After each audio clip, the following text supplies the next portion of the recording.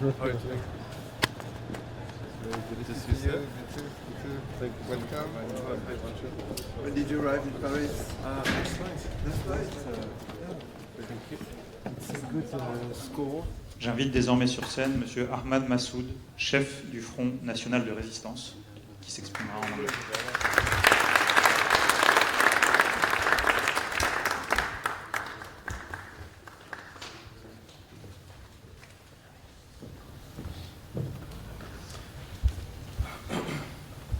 Bismillahirrahmanirrahim.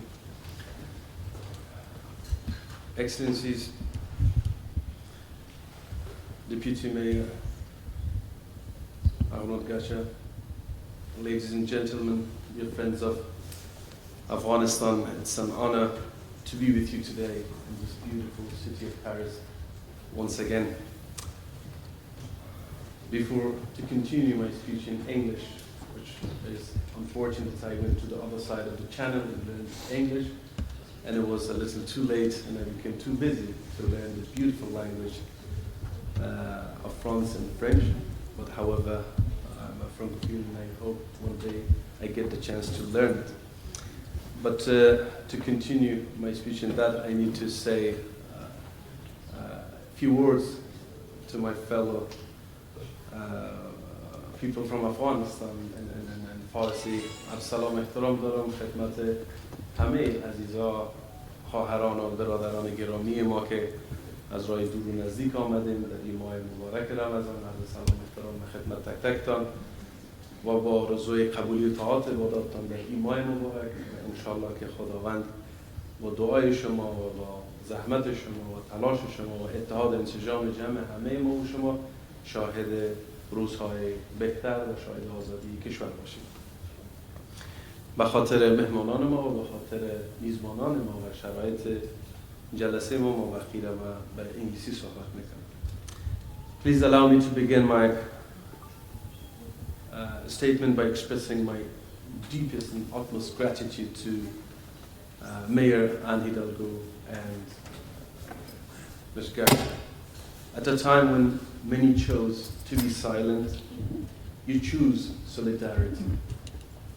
You have stood with the people of Afghanistan with dignity, constancy, and moral clarity, something which lacks, unfortunately, in today's world politics. Your support has meant a great deal, not only to those in exile, but specifically to many citizens of Afghanistan who felt that even in abandonment, there are friends who remember them and they are not forgotten. And also you have also built a legacy for the beautiful city of Paris that extends beyond your city, even beyond the beautiful country of France.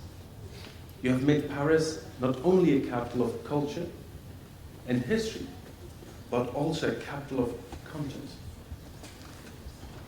In the relationship between France and Afghanistan, your name will be remembered with gratitude. Thank you very much.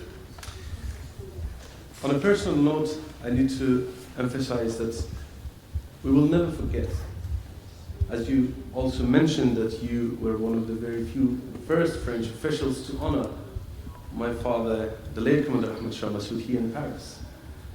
It is now 5 years since we unveiled Ali the Commander Massoud in March 2021. That moment was not only an act of remembrance, it was a symbol. It was an affirmation of courage, truth, and the shared values that binds both people of Afghanistan and the beautiful people of France together. Ladies and gentlemen, we met today at a moment of profound global disorder, unfortunately.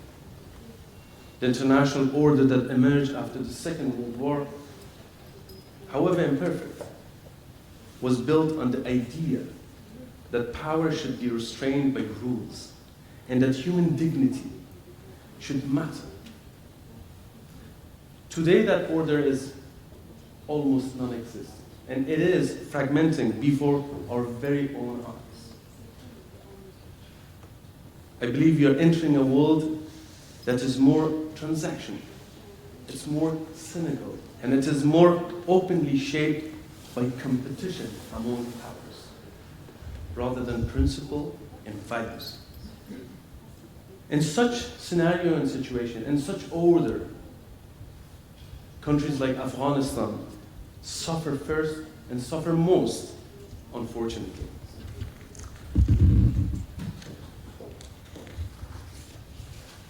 Afghanistan today faces multiple crises. Humanitarian crisis, a political crisis, security crisis, something that we have been very vocal about it from the very first day. Because we knew the nature of this group. We knew the nature of tyranny. We fought this devil. We fought this illness before. So we knew it. That's why we resisted from the first day. And today we see the instability in the region and even inside Afghanistan. And one of the most severe assaults are the assaults on the rights of women and girls. And unfortunately, this is probably, in my opinion, most definitely, the worst situation that women are facing in the whole entire planet. Afghanistan is increasingly pushed to the margins by international attention, by international community, because of many crises that we are facing today. After the withdrawal of 2021, Afghanistan became a reminder of failure that many would rather forget. Fatigue, competing crisis, and that the illusion that the Taliban has changed, the illusion that the Taliban and their control would bring to so-called stability.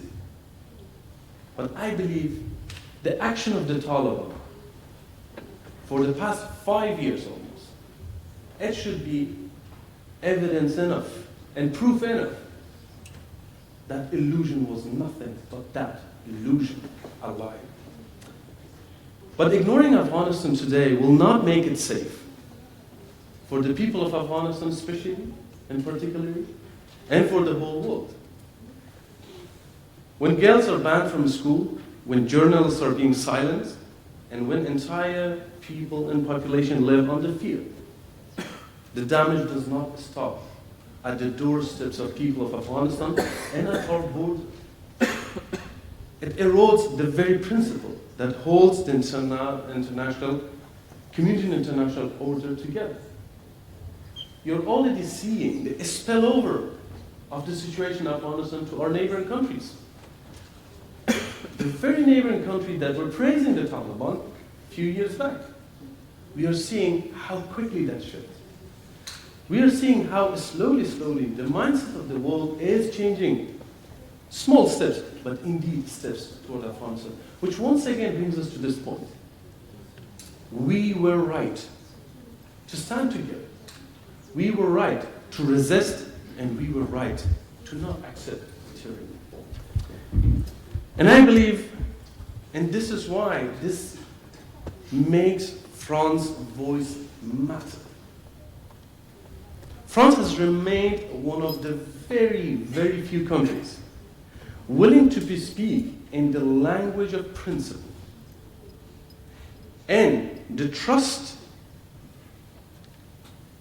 and to believe these principles which was shared between the people of Afghanistan and those who love democracy and freedoms. And the true test for principle is not how nations act when it is convenient, when there is no other crisis, when they are not being distracted. But actually, it matters when everyone is distracted and the world is distracted. And I believe this is why the position of France and the position of figures like Anne Hidalgo and you, Deputy Mayor Garcha, it is very, very important. And it is very, very valuable. The situation in Afghanistan, it is not an isolated tragedy. What happens in Afghanistan will shape the security and stability of the wider region. As I mentioned, it is already impacting our neighbors. Already we are seeing it. The Taliban did not bring peace to Afghanistan. That is an illusion. That is a lie. They brought repression at home and instability abroad. Afghanistan has once again become a permissive environment for extremists and terrorist groups. There are many, many different data to prove this fact. From TTP to Ansarullah to Jaish al-Adl to Al-Qaeda to Daesh to Jaish Muhammad and many, many, many more terrorist groups, they reside in Afghanistan. They enjoy that sanctuary. Beyond security concern, the return of the Taliban has also undermined the possibility of regional cooperation. Afghanistan should be a bridge connecting Central Asia, South Asia, and the broader region. It should be a country of trade, exchange, and cooperation. Instead, it has once again been turned into a zone of instability. This was never the destiny of people of Afghanistan and what we envisioned for our country. In a post-Taliban future, Afghanistan must become a neutral country at peace with itself, with its neighbor, and with the world. Our region does not need another arena for geopolitical rivalry. It requires for regional and international cooperation. And Afghanistan needs this contribution of all to help to become prosperous and stable. And that only happens if we have an elected, legitimate government. And then there is one of, again, the most horrific crime in the recent, at least, history. The suffering of women and girls of Afghanistan, which I need to once again express my utmost gratitude for the symbolic act of naming a square. That was beautiful, and I'd like everyone in here to applaud for Ahmad and you, Mr. Gacha, for this.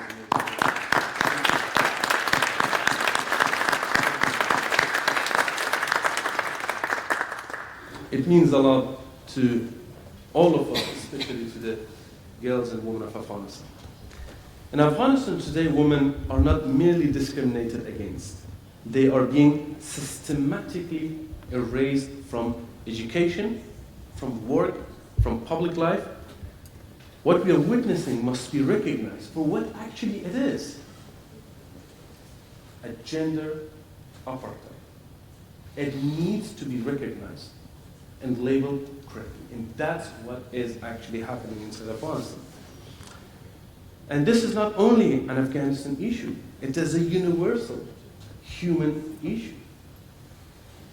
No government can claim legitimacy while institutionalizing the oppression on half of its population. No country, no human, no entity should recognize and should legitimize such barbaric acts.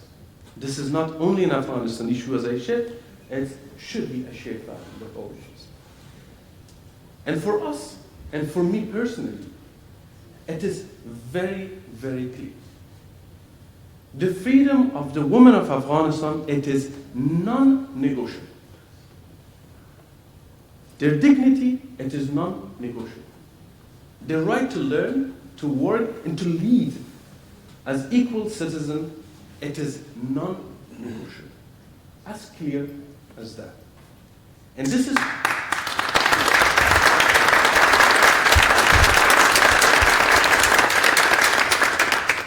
And this is why resistance matters.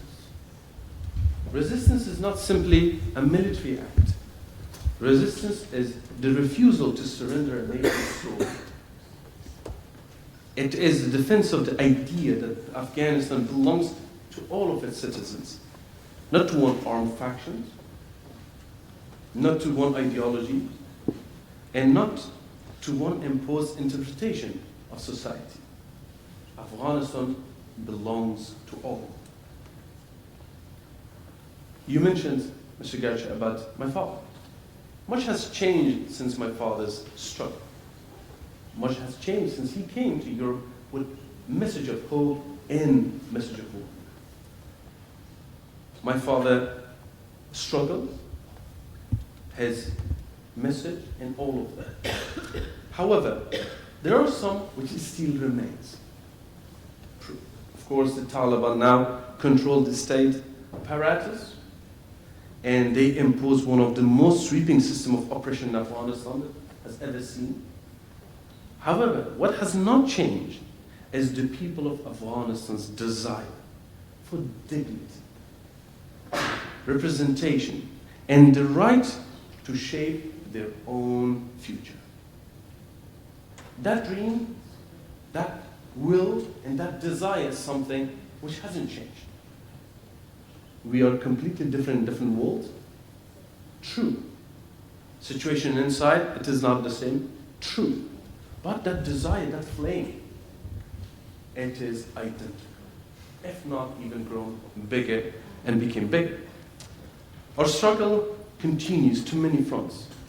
There's armed resistance by those who continue to stand against tyranny under extraordinary difficult conditions.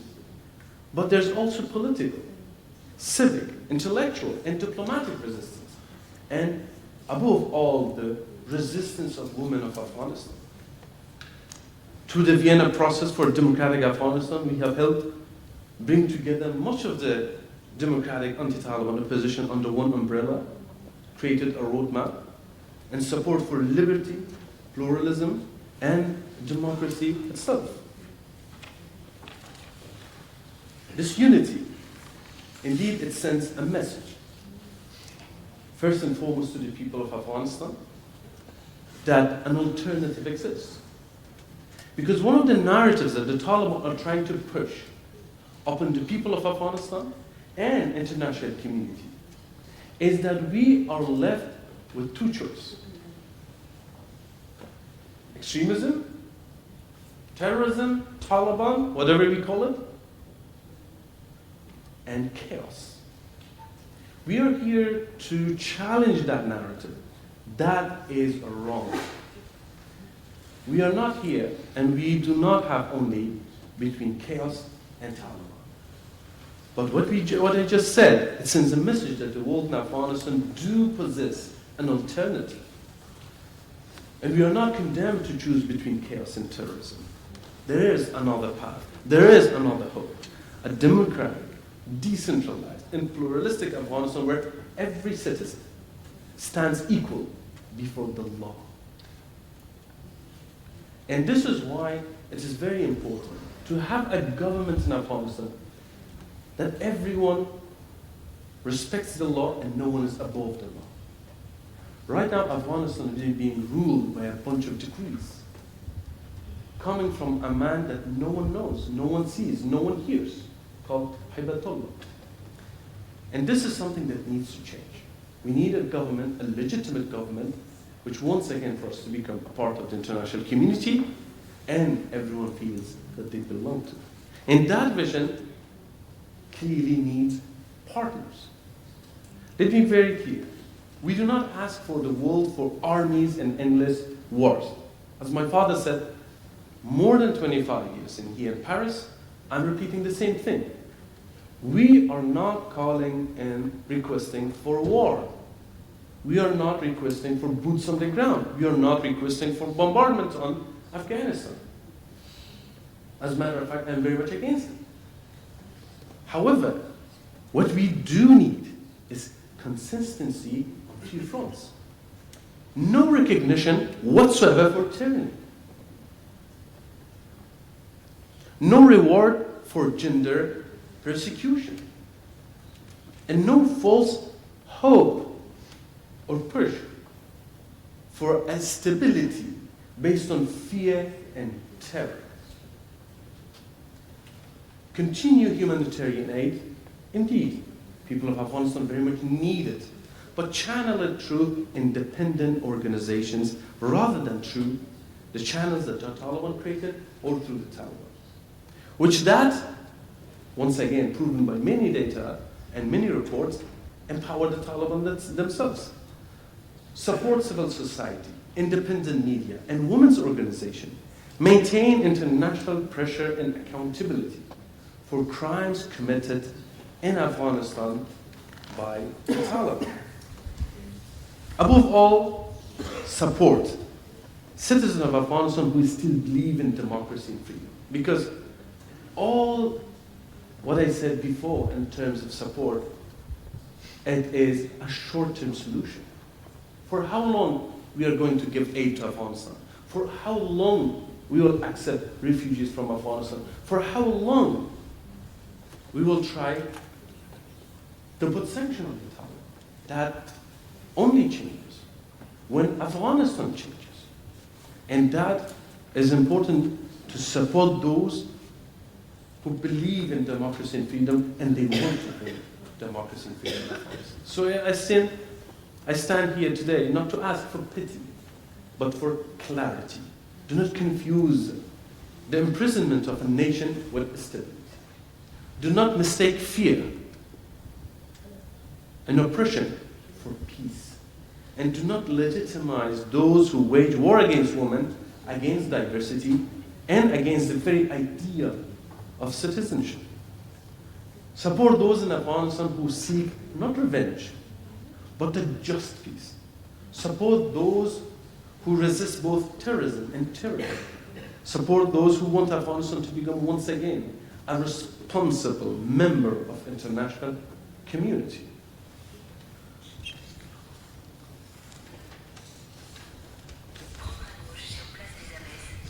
And Afghanistan, at the end, I need to emphasize, has not disappeared. The people of Afghanistan, they have not surrendered. And the future of our country has not been decided. As I mentioned before, what we said at the beginning, when we were very, very alone, now the list of our allies and our friends are actually expanding. Because the action of the Taliban, the situation in Afghanistan, and the geopolitical games and situation, it is changing. The very geopolitical game that brought Taliban to the power, that very game is challenging them. So that situation is changing indeed. So therefore, we have not disappeared. And the fight that we fought for so long, alone and with the help of very few who really believe that we very cherished and we appreciate, it is going to reach and give fruits very, very soon. As long as brave women refuse silence, as long as brave men refuse submission and stand fighting, and as long as friends like those gathered here today refuse indifference and stands in solidarity with the people of Afghanistan based on principles and values, the cause of a free Afghanistan will live on. It will live on in the heart of each one of us, and it will live on in those who support it abroad, and we will succeed. Thank you very much. God bless you.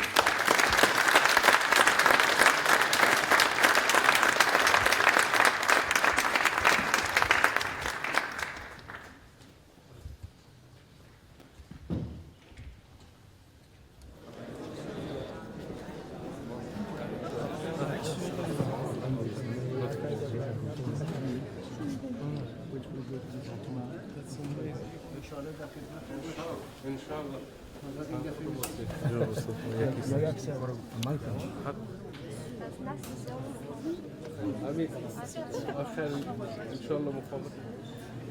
Yeah, every day that's passing, it is becoming very clear, and Thank you very much.